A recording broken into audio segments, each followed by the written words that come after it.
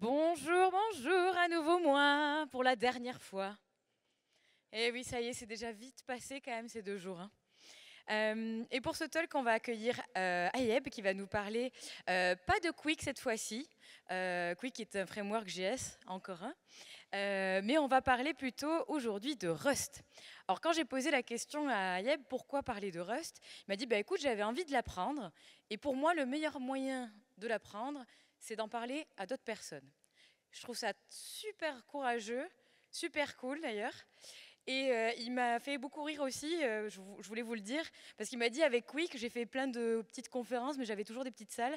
Et pour une fois que j'essaie une autre techno, je suis dans la grande salle. Donc je pense qu'on peut lui faire un tonnerre d'applaudissements à Ayeb.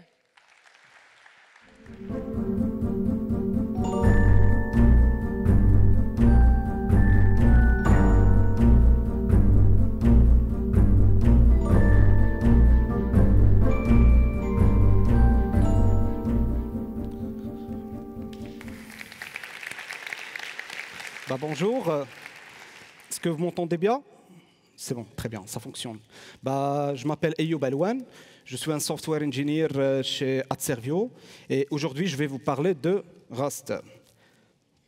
Mais avant de parler de Rust, j'aimerais bien mettre en place un parallèle entre ce qu'on fait chaque jour et la réalité.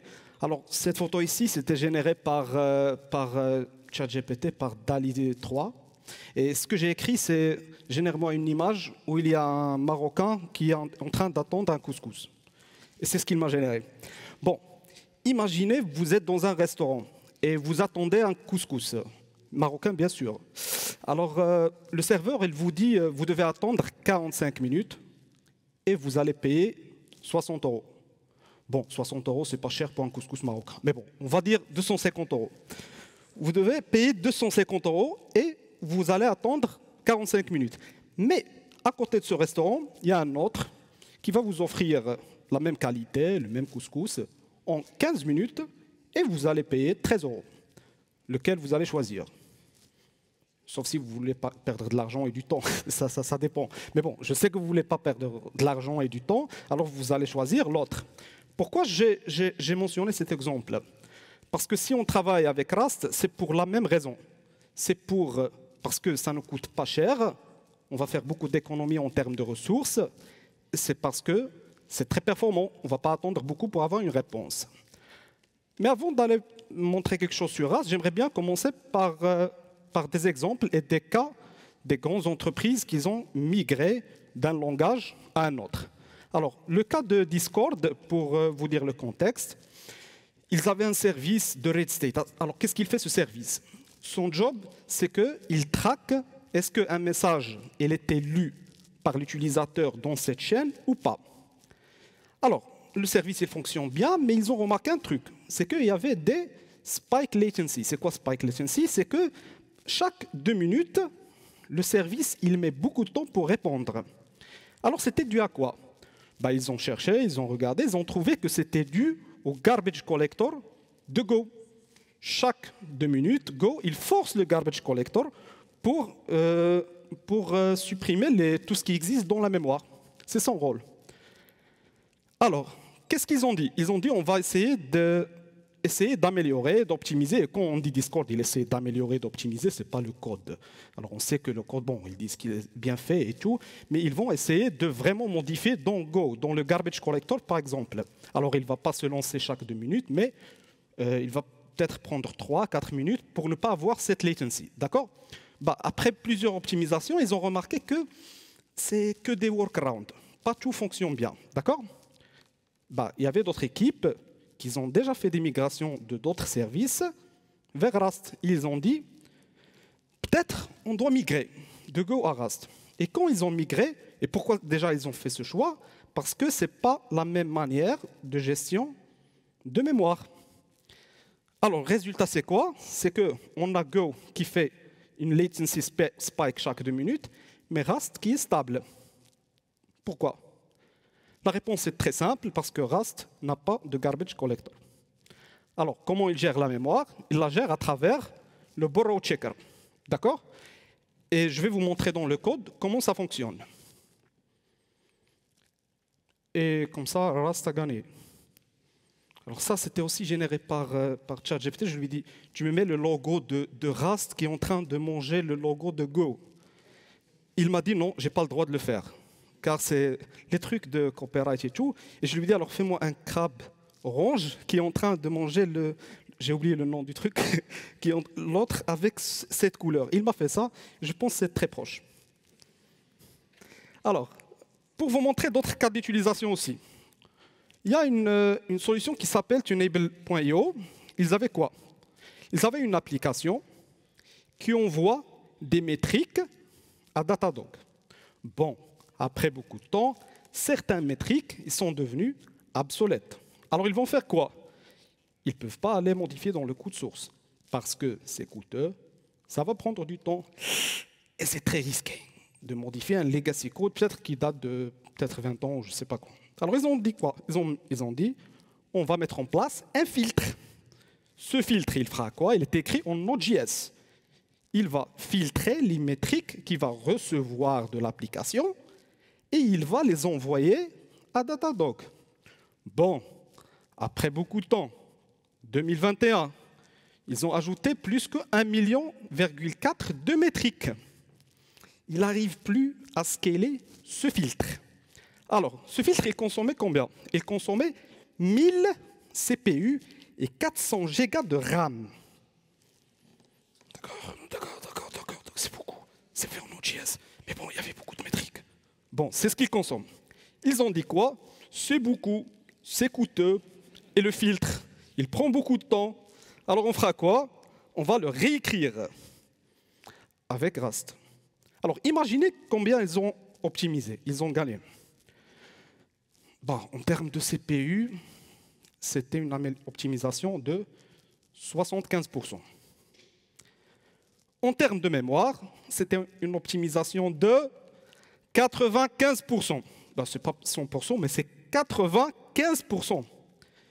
Alors, imaginez utiliser 1000 CPU et 400 Go de RAM, et après, tu optimises toute l'application avec le CPU 75% et 95% en termes de RAM et 50% le temps de réponse. Je retiens bien les chiffres, peut-être je serai un homme politique. Je le fais très bien. Bon, je n'ai pas mis beaucoup de temps, mais bon, c'est bizarre. Hein. Alors, il y a un autre cas. Alors, je ne peux pas faire une conf sans parler de Quick. Alors, j'ai trouvé pourquoi je vais parler de Quick. Bon, je vais le faire rapidement. Il y a le Quick Optimizer, qui est écrit en Rust aussi. Mais la question, pourquoi il est écrit en Rust? Il est écrit en Rust parce que dans Quick, on ne fait pas un bundling JS avec un seul fichier, par exemple dans Angular, où ça sera facile de bundler et de traiter l'application. Par contre, toute l'application, elle est en lazy loading. Ça veut dire qu'il y aura beaucoup de chunks de JavaScript. Alors le bundler, il aura beaucoup de boulot à faire, ce qui va prendre du temps. Et c'est pour ça, Quick, ils ont opté pour une solution Rust pour faire un compilateur qui va traiter ce cas. Alors ça, c'est l'impact de Rust dans le web. C'est le domaine que je fais. On a ici encore un tweet de Ivan Yu. C'est le créateur de Vue.js, qui est aussi le créateur de Vite. Vite, qui utilise la solution de bundling Rollup. Alors, qu'est-ce qu'il a décidé de faire? C'est de faire une autre solution qui s'appelle Rolldown, écrite en Rust, pour qu'il reste, bien sûr, compétitif avec TurboPack de Vercel. Il y a d'autres cas, par exemple de AWS, qu'ils ont commencé déjà à réécrire certains de leurs services en Rust, qui étaient écrits, je pense, en Java. Pourquoi? Pour offrir un service moins cher, plus performant, et rester, le plus important pour eux, compétitif dans le marché avec les autres providers. D'accord? Alors, je ne vais pas seulement parler des expériences des autres. Il y a aussi la solution de Shinken. C'est une solution dans la boîte où je travaille. Ils ont commencé aussi, après l'étude de certains cas, à migrer la solution de supervision des SI qui est écrite en Python en Rust aussi. Alors, qu'est-ce qu'on retient de ça? C'est que si vous voulez faire des économies, c'est mieux d'écrire vos services en Rust. Ça aussi, c'était généré par DALL-E 3. Et si vous voulez être écologique, bah, vous devez consommer moins de ressources. Et c'est pour ça que vous devez utiliser Rust. Alors, c'est ce que j'ai écrit à DALL-E 3. Je lui ai dit, fais-moi que Rust et les colos, des trucs comme ça, et mettre des crabes, c'est ce qu'il m'a généré. Alors, maintenant, on fera quoi?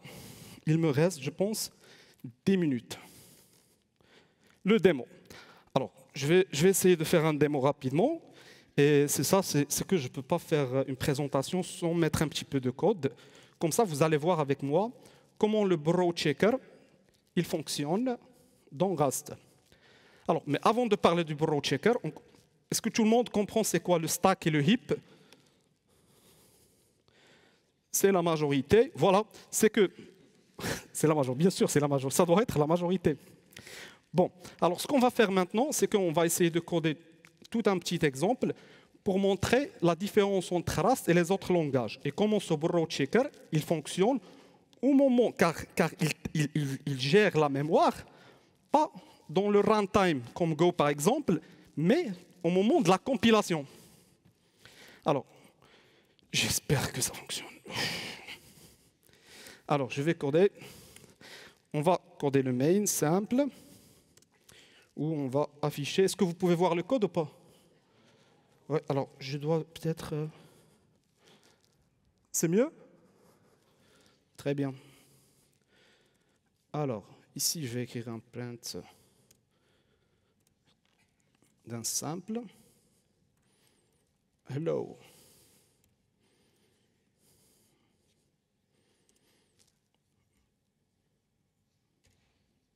Alors, on arrive à faire le print tranquillement, hello. Alors, je vais créer une variable, par exemple, que je vais donner ce 8. Ici, je vais assigner cette variable à, et après, je vais faire un petit affichage. Il fonctionne très bien, hello 1. Alors, imaginez, on veut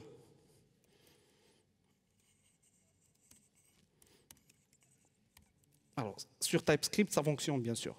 Mais si on le fait ici, ça ne fonctionne pas. Il nous dit cannot assign twice to a mutable variable.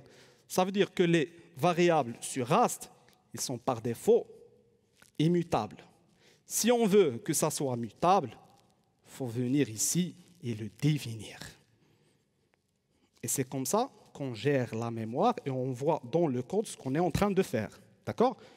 Par exemple, on peut ne pas la rendre mutable, mais il faut venir ici la redéfinir. Ça s'appelle quoi? Ça s'appelle le shadowing. Ça veut dire qu'on va la redéfinir, le borrow checker, il comprend qu'on n'a besoin plus de l'autre qui était défini. D'accord? Alors maintenant, je vais aller plus loin et je vais vous montrer un exemple du borrow checker, comment il fonctionne. Alors là, je vais définir un struct. On peut dire que bon, c'est un struct, c'est comme un objet. Alors on a une count et 8. Alors non. Et là, je vais venir définir un item avec un count 1. Et là, je vais afficher ce count. Regarde si ça va fonctionner. Ça fonctionne, low 1. On va mettre 2 pour être bon, sûr. Ça fonctionne, très bien. Alors, maintenant, ce qu'on va faire, on va créer une fonction. Cette fonction, il fera quoi? Il fera l'incrémentation du count. Alors, on va définir une item. Et là, ce qu'il va faire, c'est item.count égale A. Il va incrémenter. Bon, si on va incrémenter, ça veut dire la variable doit être mutable. On est bien d'accord. Alors, on doit venir ici et définir qu'elle est mutable. Alors, Là, on n'appelle pas déjà la fonction. Pourquoi je ne l'ai pas appelée? Alors, on passe le item ici. On lance le compilateur, il nous dit un truc, qu'il y a une erreur. C'est quoi l'erreur? Le compilateur, il est très intelligent car il nous dit ce qui se passe dans notre application. Il nous dit value borrowed here after move. Move occurs because item has type item. Ici, il nous dit this parameter takes ownership of the value. C'est quoi ownership? C'est que cette fonction, elle a mangé la variable. C'est bon, elle l'a pris. Vous ne pouvez pas venir ici l'appeler. C'est comme si vous avez donné le couscous à quelqu'un, il l'a mangé. C'est bon, vous ne pouvez rien faire. Alors, qu'est-ce qu'il nous dit de faire? Consider changing this parameter to type add-on to borrow instead of owning. Au lieu de lui donner le couscous, il faut lui donner l'adresse du couscous où il existe. C'est la référence. Alors, qu'est-ce qu'on va faire? C'est Rust et la théorie de couscous. Bon, on va venir ici, on va lui donner une référence. La référence, elle se définit de cette façon. Quand on met ce caractère, ça veut dire qu'on n'envoie pas la variable, mais on envoie seulement l'adresse, la référence à cette variable. Je lance, il nous dit qu'il y a encore une autre erreur. Il nous dit quoi? Item is a reference. So the data it refers to cannot be written. Ça veut dire que tu lui as envoyé l'adresse du couscous. Mais il ne peut pas la manger, il ne peut pas changer le couscous. Tu as envoyé seulement l'adresse. Alors il va faire quoi? Il nous dit, consider changing this to be immutable reference. Si tu lui envoies la référence, il faut lui envoyer le droit de changer ce que tu as envoyé, même avec la référence. Alors ce qu'il faut faire ici, c'est on vient, on lui dit, voilà, la référence, elle est mutable. On lance le compilateur encore, il nous dit, bah, ici tu veux que la référence soit mutable, il faut la définir aussi ici. On lance encore, il nous dit, mais vu que vous avez envoyé une référence mutable, la variable, elle doit aussi être mutable. Et ici, quand on l'a définie, elle n'était pas mutable, elle était immutable. Alors, on vient, on corrige. C'est comme ça que ça se gère la mémoire dans Rust. C'est au moment de la compilation et pas en runtime. Je sauvegarde, je lance et ça fonctionne.